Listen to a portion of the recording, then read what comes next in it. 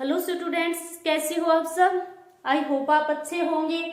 तो चलिए स्टार्ट करते हैं आज की क्लास। आज हम करेंगे प्रश्नावली 10.1 से स्टार्ट। ठीक है, तो इसका पहला क्वेश्चन क्या है, छोटे छोटे क्वेश्चन है।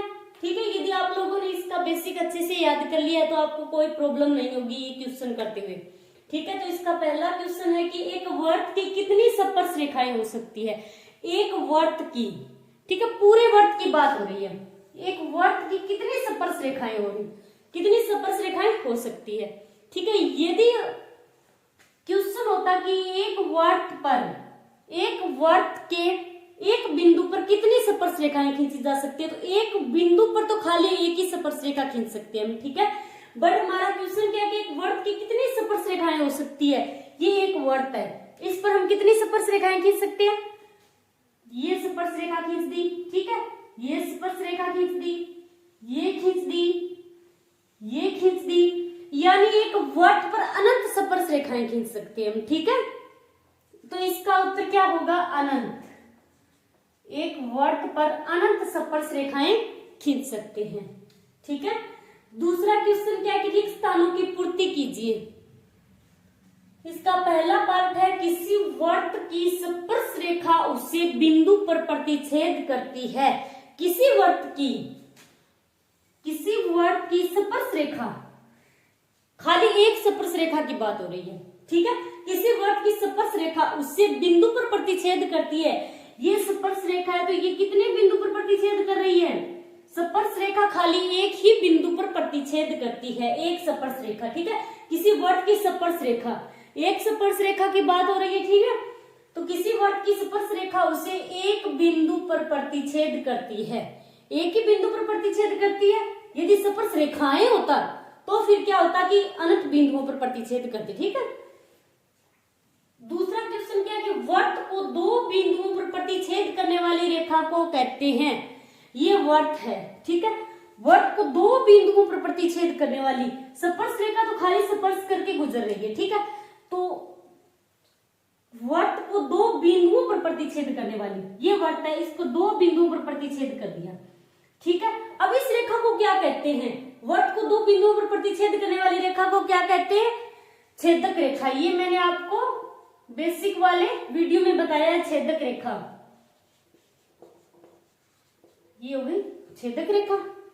तीसरा पार्ट क्या है कि एक वर्त की समांतर स्पर्श रेखाएं हो सकती है। एक वर्त है, एक वर्त की समांतर स्पर्श रेखाएं कितनी हो सकती है।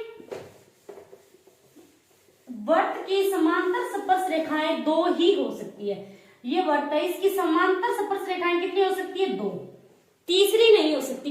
तीसरी क्यों नहीं हो सकती, समांतर भी दे रखा है और स्पर्श, समांतर भी होनी चाहिए और स्पर्श भी होनी चाहिए। ठीक है, तो समांतर स्पर्श रेखाएं दो ही हो सकती है। यदि तीसरी हम इस प्रकार खींच दे तो क्या होगी, समांतर नहीं होगी, या फिर समांतर खींचे यहाँ पर खींच देंगे तो क्या होगा, छेदक रेखा हो जाएगी, स्पर्श रेखा नहीं होगी। तो इसलिए कितनी होती है स्पर्श रेखा, समांतर स्पर्श रेखाएं एक वर्त पर दो ही हो सकती है, तो दो आएगा यहाँ पर। ठीक है, चौथा पार्ट के वर्त तथा उसकी स्पर्श रेखा।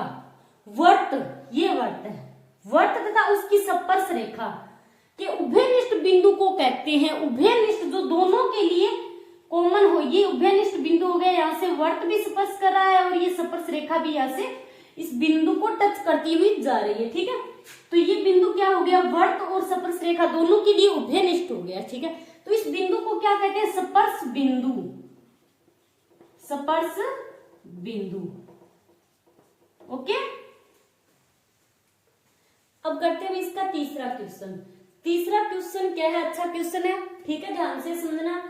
5 सेंटीमीटर त्रिज्या वाले एक वर्त के बिंदु P पर स्पर्श रेखा PQ केंद्र O से जाने वाली एक रेखा से बिंदु Q पर इस प्रकार मिलती है कि OQ बराबर 12 सेंटीमीटर है। ठीक है, और PQ की हमें लंबाई ज्ञात करनी है। 4 ऑप्शन दिए हुए, इनमें से बताना है कि लंबाई PQ की लंबाई कौन सी है। ठीक है, इसके लिए आपको सबसे पहले डायग्राम बनाना होगा। 5 सेंटीमीटर त्रिज्या वाली एक वर्त है, ये कोई वर्त है, ये इसका केंद्र है। ठीक है, 5 सेंटीमीटर त्रिज्या वाले एक वर्त के बिंदु P पर, ये तो O बिंदु हो गया बीच वाला, तो बिंदु P पर स्पर्श रेखा PQ, बिंदु P पर स्पर्श रेखा, ये कोई P बिंदु है, यहां से स्पर्श रेखा गुजर रही है, ठीक है, ये क्या है P बिंदु, P पर स्पर्श रेखा PQ केंद्र O से जाने वाली, PQ केंद्र O से जाने वाली एक रेखा से बिंदु Q पर इस प्रकार मिलती है,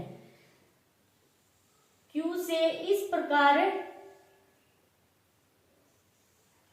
मिलती है कि OQ बराबर 12 सेंटीमीटर है, OQ बराबर कितना दे रखा है 12 सेंटीमीटर, ठीक है, और PQ की लंबाई हमें ज्ञात करनी है और त्रिज्या हमें कितनी दे रखी है 5 सेंटीमीटर त्रिज्या वाले एक वर्त, तो ये त्रिज्या कितनी होगी 5 सेंटीमीटर, और ये क्या होगा इस पर लंब होगा, ठीक है। हमारी प्रमेय 10.1 क्या है कि स्पर्श रेखा पर ये जो त्रिज्या है ये क्या होती है लंब होती है, ठीक है।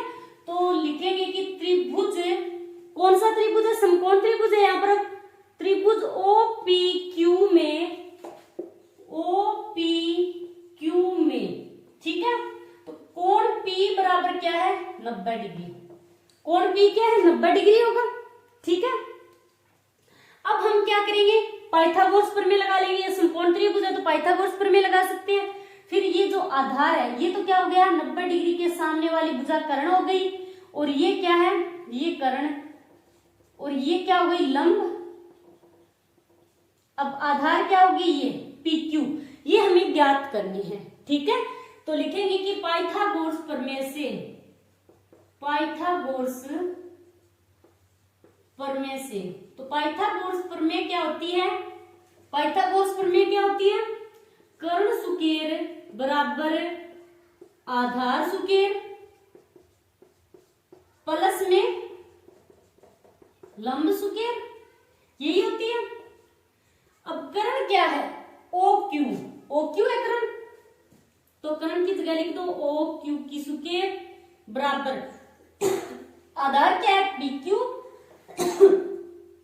तो लिख दो PQ की सुकेर प्लस में लंब क्या है OP, तो OP की सुकेर, ठीक है। जो मान है दिया है वो लिख दो, OQ कितना दे रखा है, OQ तो दे रखा है 12 सेंटीमीटर, तो 12 की सुकेर बराबर PQ, PQ हमें ज्ञात करना है, तो PQ की सुकेर प्लस OP कितना दे रखा है 5 सेंटीमीटर, तो 5 की सुकेर लिख दो, 12 की सुकेर कितना होता है 144 बराबर PQ की सुकेर प्लस 5 की सुकेर कितना होगा 25 होगा।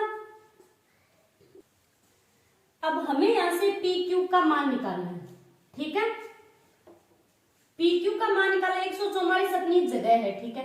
अब 25 को इधर लेकर आएंगे तो क्या हो जाएगा ये माइनस का 25 है बराबर PQ की सुकेर अपनी जगह ही है, ठीक है। अब 144 में से 25 घटाएंगे तो कितना बचेगा 9 119, ठीक है, बराबर PQ की सुकेर, ठीक है। तो PQ की सुकेर बराबर क्या आ गया 119। अब PQ की सुकेर है तो इसकी सुकेर हटाएंगे हम, ठीक है, तो PQ बराबर क्या आएगा 119 के रूट लग जाएगा, ठीक है, तो 119 PQ बराबर क्या आ गया 119 सेंटीमीटर। ऐसा कोई ऑप्शन है क्या इसमें, ये रहा D, ठीक है, 119 सेंटीमीटर, तो PQ 119 सेंटीमीटर।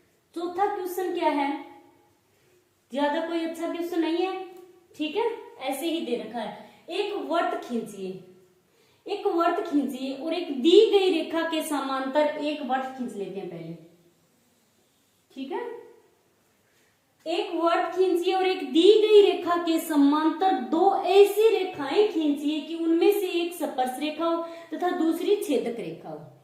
ये वर्त दे दिया और हमें कोई एक रेखा दे दी, ये रेखा दे दी, ठीक है, आप लिख दो कि दी गई रेखा, क्वेश्चन में दिया है हमें दी गई रेखा, ये रेखा दी गई है।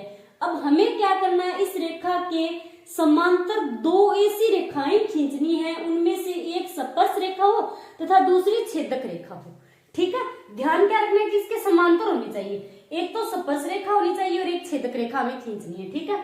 तो इसके समांतर स्पर्श रेखा खींचेंगे, तो ये रही समांतर स्पर्श रेखा, तो इसको लिख दो स्पर्श रेखा। ये तो स्पर्श रेखा हो गई। दूसरी हमें क्या खींचनी है, छेदक रेखा। दी गई रेखा के समांतर खींचनी है, ठीक है। छेदक रेखा क्या होगी, जो वर्त को दो बिंदुओं पर प्रतिच्छेद करती हो, तो ये क्या होगी, छेदक रेखा होगी। वर्त के दो बिंदुओं को प्रतिच्छेद कर रही है, तो लिख दो यहां पर छेदक रेखा।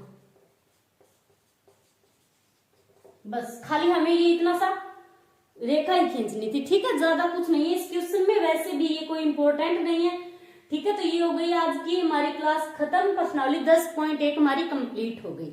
ओके, तो आज के लिए इतना ही, थैंक्स।